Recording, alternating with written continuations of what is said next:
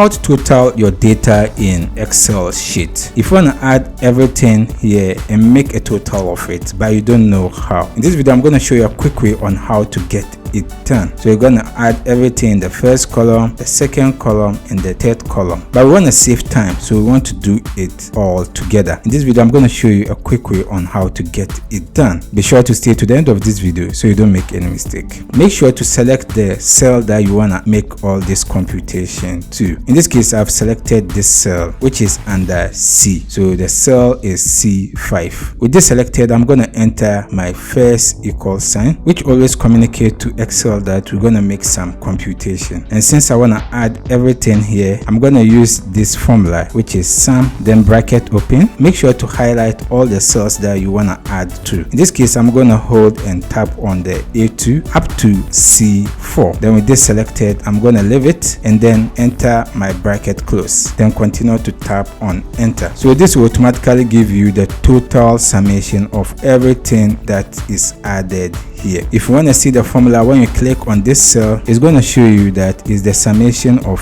A2 column C4, and this cell is A2, and then the C4 is this cell. If you have any question, you can leave it in the comment section. I'll do my best to attend to you. If you enjoyed this video, consider subscribe and give this video a like. See you in the next video.